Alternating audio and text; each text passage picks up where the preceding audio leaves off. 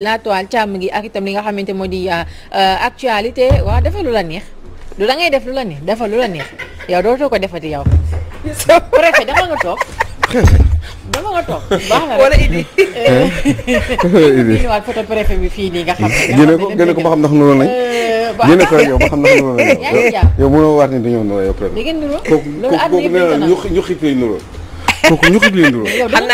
xam naa ne mi ngi bañ ay mbaram de. waaw baax na man loolu maa ñu xit. mi ngi bañ ay man ki ma nurool bëgguma nuroog moom. Serigne Bassirou Gueye. ki nga nurool waaw. dëgg la pourtant nag yéen trois yëpp da ngeen nurool. non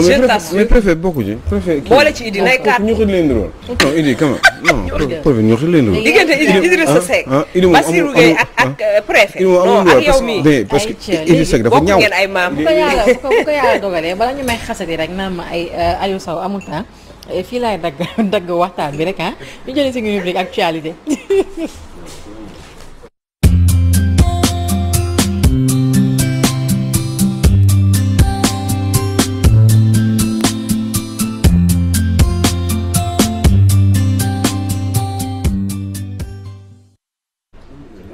ayca donc actualité yi li ñu daal di dugg nii. non t'inquiète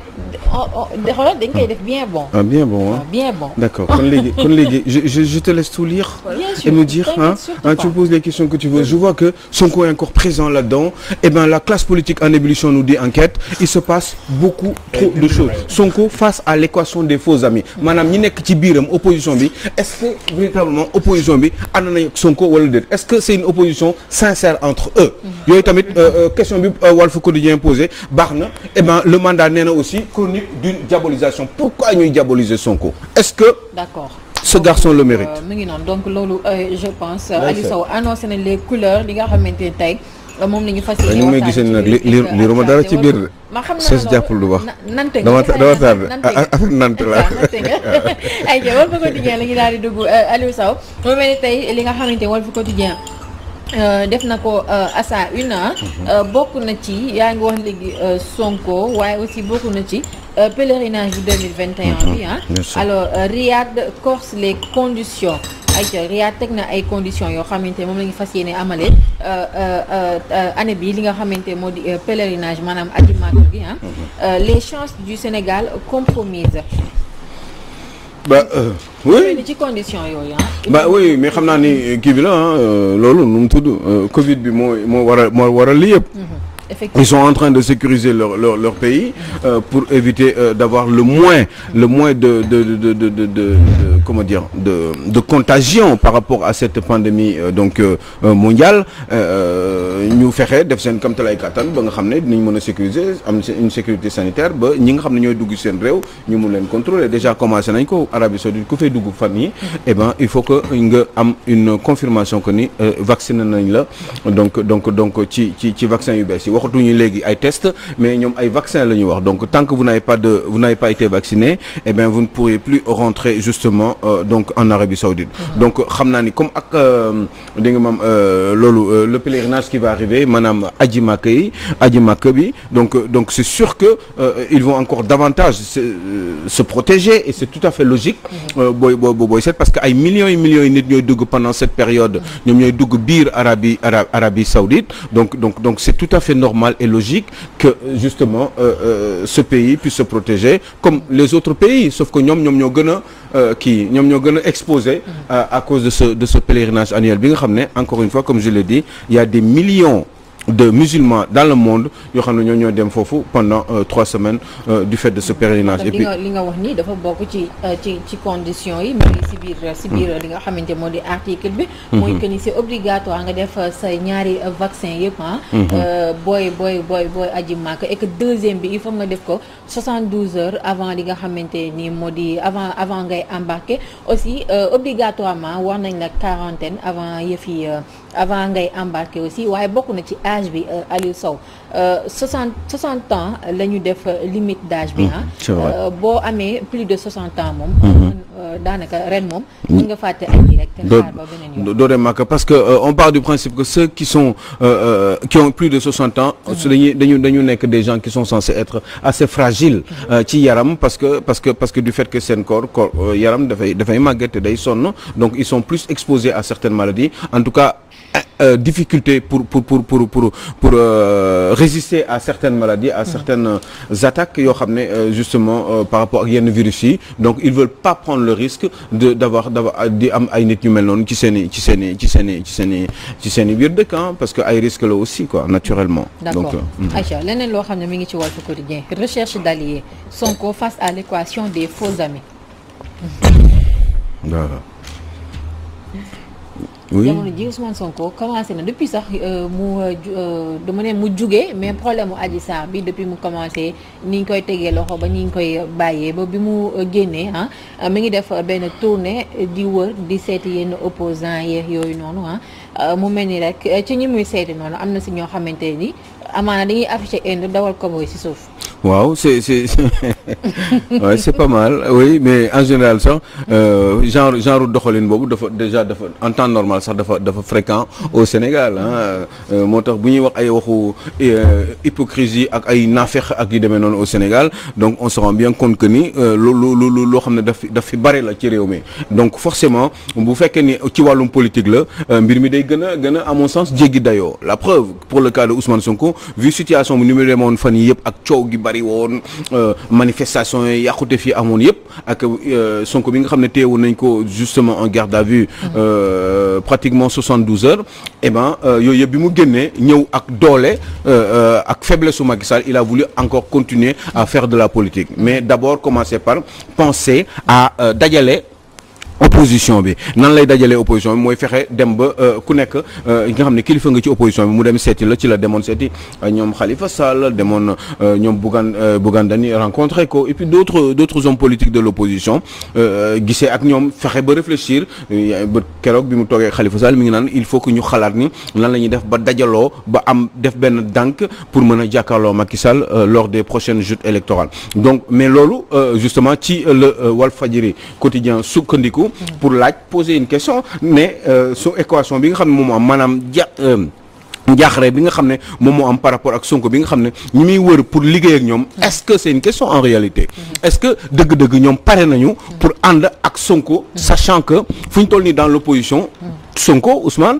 avec son Pastef est quand même mis en selle parce que tey jii ni kuy wax chef de l'opposition Sonko moo gën a prouver que ñeneen ñi sauf que il y a la question de la légitimité historique ceux qui sont là beaucoup plus longtemps que lui ñi nga xam ne ñoo ko jiite ci politique mag ko lu bari ba pare soi-disant ëpp ko expérience entre guillemets ñooñu est-ce que dinañ nangu di allié wu ak Sonko sachant que bés bu ñu demoon di def alliance ak Sonko dina difficile trop pour ñu jiite Ousmane Sonko donc ça peut poser un problème. ci ñooñu Barthélémy Diaz ci biir journal bi àdduna ci moom nee na les gens veulent me mettre en mal avec Sonko maanaam ñi dañ ko ñenn ci ñi nga xamante ñooy autorités yi. dañ ko bëgg a jaxase ak ki nga xamante moo di Ousmane Sonko suite à audio bi nga xamante fan yi mi ngi circuler. ñu dégg mu mel ni voix Barthélémy Diaz ñu ne Barthélémy Diaz la mu yëkkati ay ñaawteef di ko teg ci ki nga xamante moo di Ousmane Sonko. c'est vrai que bu fekkee ni Barthélémy Diaz la ci audio boobu il a dû parler en privé donc peut-être que bu fekkee moom la il faudrait d'abord que ñu xam est-ce que Barthélémy Diaz confirmé na ni moom moo doon wax ci audio boobu au lieu de dire juste que ni eh ben weddi na ko ba Abdou Khoudoss Diallo nu confirme que weddi na ko mais boo déggee phrase am da nga naan. ci biir journal bi moom laay wax léegi. weddi na ko moom la weddi. dañ ko bëgg a jaxase juste ak. d'accord dama yaakaaroon daf ko wax noonu rek. mais dans le fond loolu daf ko doon wax en privé ak yooyu parce que finalement comprendre moon quoi ndax déglu naa audio bi mais xaw ma woon exactement ndax moom loolu de je savais juste que ni mais il faut extraordinairement faire attention par rapport à ces audios-là parce que man honnêtement quand j'ai entendu ça je me suis dit dégluwaat naa ko dama yaakaar ne est-ce que du Barthélémy Diaz parce que voix wu Barthélémy Diaz donc il faut que ñu def ndànk toujours ñii dañu aay léegi te dañu mën a imiter donc du coup effectivement Barthélémy Diaz c'est vrai que moom comme yaa ngi waxu nandite tout à l'heure même bu xalaatoon loolu sax du ko wax ci ay audio parce que c'est un monsieur quand même qui a de l'expérience politique qui a un certain niveau de maturité politique boo xam ne du ko may muy wax yenn wax yi donc effectivement si on veut dañ ko bëgg a jaxase ak Sonko pour que parce que ñoom ñëpp ils sont de la même génération politique pour que dans l'avenir yàq seen éventuel dajaloo boobu ñu war a dajale pour jàkkaarloog Macky Sall peut-être que nit ñi mën nañ commencer di def yu mel nii pour jaxase carte gi loolu yëpp ci stratégie de communication la pour jaxase bopp sénégalais yi ndax ñu gën a mën a mettre en kii wàññi daraja je sais pas si ça se dit comme ça mais en tout cas ma xama Ousmane Sonko par rapport ak sénégalais ni ñu koy gisee en ce moment. il faut ñu taxaw ci juste par rapport ak visite yooyu nga xam ne mi ngi koy def mais bu leen fàtte que ni bi mbir mi amee ñoom ñoo njëkk a ñëw rendre visite Ousmane Sonko pour une visite de sympathie woon que ne ñu ngi sa wet parce que dafa am situation bu présenter l'expression du peuple benn politicien bëggul toog këram te raté ko parce que kenn xamul Sonko ci li ñu ko dugal mën nañu koo tere mu nekk candidat su ko defee ña nga xamante ne tey ware nañu seen sympathie ci Ousmane Sonko mën nañu bénéficier wu en tout cas appui Pastef wala ñeneen bu leen fàtte que ni à chaque fois le politique dafay profiter ci benn occasion te tey Ousmane Sonko en tant que aussi figure de l'opposition c'est normal que mu dem defi ay visites nemmeeku parce que tout le temps dañuy fi préciser que c'est pas parce que ñu ngi ànd wala nii mais kenn ku ne mën nga garder sa vision sa programme d'idée mais bu dee ni léegi le combat de principe mën nañoo dajaloo pour mën a en tout cas def le combat politique maintenant après bu ñu def élection ça dépendra en tout cas de qui mais je pense que aussi il faut aussi faire la différence quelque part moo tax li ngay wax ni Khoudoss daanaka le mandat ci loolu la ñëw tey mooy manipulation politique contre Sonko chronique d'une diabolisation Aliou Sow oui parce que finalement bon doomu jàmbur bi ñu ngi koy tam dëmm lu nekk ñi ngi ko koy yàq ñi ngi def tout pour décrédibiliser ko par rapport ak li nga xam ne moo fi xew entre moom ak Soxna Si Sarr donc nit ñaa ngi bëgg profiter de cette opportunité là pour justement le continuer encore à davantage le décrédibiliser est-ce que loolu le mandat jéem a def en kii quoi en branle en état pour que sénégalais mën a xam ni vraiment y a benn espèce de va-t-en-guerre boo xam ne dafa am sur la personne de Sonko et du Pastef et moi je trouve ça assez injuste par rapport à justement la morale politique parce que finalement il y a la politique et il y a la vie privée d'une personne bu fekkee ni nit ki dafa am problème dans sa vie privée fii ku nekk am nga problème ak sa jabar wala sa jabar am problème wala yooyu daal vie privée quoi donc finalement dama gis ni ñëpp dañu bëgg a teg loolu ci kaw Sonko beneen aussi côté am na moom mooy ñi nga xam ne dañu nekk ci wetam te dañuy jouer benn jeu boo xam ne ce n'est pas tout à fait franc comme jeu et on se demande est-ce que ñoom dañuy jàppale Sonko parce que dañ koy soutenir tout simplement en tant qu'homme politique et que ils en ont rien à cirer de sa vie privée ou est-ce que justement loolu daf leen di xaw a gêner ba des fois dañ koy xaw a moytu par rapport à yenn intervention yi c'est le cas un peu de Bougane Gueye Dany c'est le cas aussi du monsieur là Ibou Fall qui est donc comment dire qui est journaliste à E-Media bu doon wax ni Sonko jabaram kinésithérapeute la donc que bon loolu mi ngi ci bëgg a wax li mu bëgg a wax foofu mooy est-ce que Sonko c'est parce que jabaram kinésithérapeute la que war woon def en fait daf ko gën a bëgg a suuxal ne ko yow da nga ne sa ginnaaw mooy metti kiné moom mooy defar yaram buy metti kiné mooy def massage pas kiné une fille qui s'appelle kiné mais kinésithérapeute moom mooy defar yaram mooy massé est-ce que Sonko waroon na dem ci béréb boobu alors que jabaram kinésithérapeute la il faut d'abord ñu prouver que ni jabaram kiné la et puis bu jabaram nekkoon kinésithérapeute sax te Sonko am envie def leneen je crois que encore une fois ça relève toujours de sa vie privée et que à un moment donné on peut en parler parce que c'est une personne publique mais après bu weesoo loolu dañ leen war a bàyyi la justice fasse son travail par rapport ak li nga xam ne moom moo ko seq ak ndaw soosu nga xam ne moom moo ko accusé de viol et que pardon mon frère non juste par rapport ak li ngay wax la vie privée je pense que cela n'a rien à voir avec les ambitions présidentielles. Absolument. Parce que ñu mën a def la part des choses aussi. Ouais, tout à fait. leen na am na ci li nga xam ne xew na gis nañu fi am na ay yi nga xamante ne dañ cee génn àddina. tey opposition bi ba ca pouvoir bi kenn ku ne combat politique nga continuer di mener alors que tey dañu waroon exiger mu am identification ñi nga xam ne ñoom ñoo rey ñooñu. parce que ce sont des Sénégalais. mais tey loolu fàtte nañu ko ñu ngay waajal leneen pour dire au peuple sénégalais que yenn yi c'est vrai qu'on nous vend peut-être les concepts de démocratie il faut nangam mais aussi il faut que ñu bàyyi xel que ne peut-être manifestation su naree am na kenn ku ne téye sa njaboot. parce que ça ne sert à rien ngay dem di ca dee te après kenn du ci wax. am na ñoo xamante ne sax dañ leen enterré amul sax ay ñu naan dañ leen defal autopsie pour xam la nag lan la loolu tamit askan wi foog ñu bàyyi ci xel bu baax a baax. tout à fait juste pour revenir si wàllum le cas de Bougane Gueye Dany qui est un peu proche de Sonko qui sont dans le même état d'esprit apparemment et que bi coow gi bare sax ba Sonko génn il a été le voir chez lui et cetera les gens aussi sénégalais yi dañu poser aux questions comment cela se fait-il que derrière mu am un public reportage boo xam ne day encenser justement di yàq donc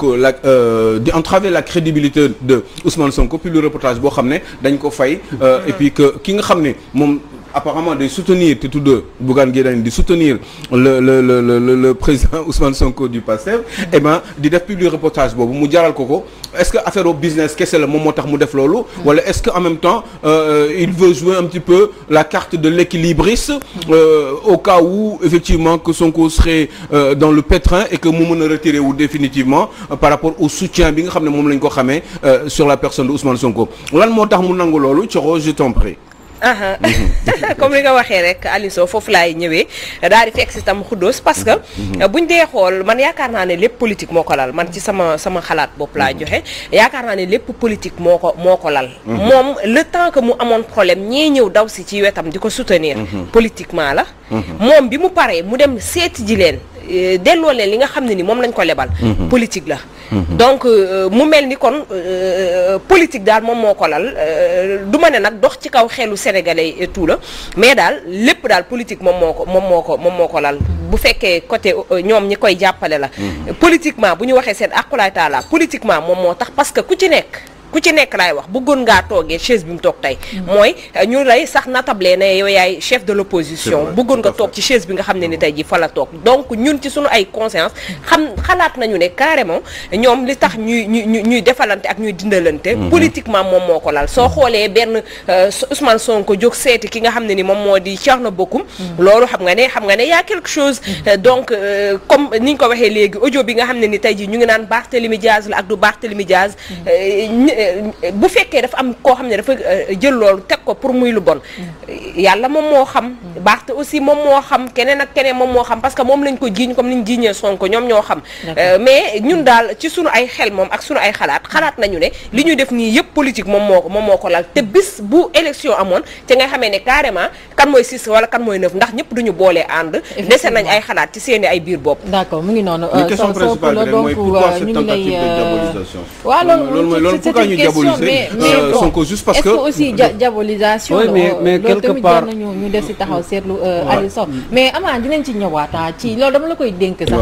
wala ma dénk ko wàllu mandat ñu defal ma taxaw seetlu ci loolu noonu est-ce que loolu diabolisation la ayca jërëjëf Sow la tey moom man aussi UNILAS bi bëggoon naa ñu wax ci trop mais malheureusement waxtu bi moo ñu dàpp merci on te donne rendez-vous ëllëg incha allah ñu ñëw jëlee suñu rubrique càmm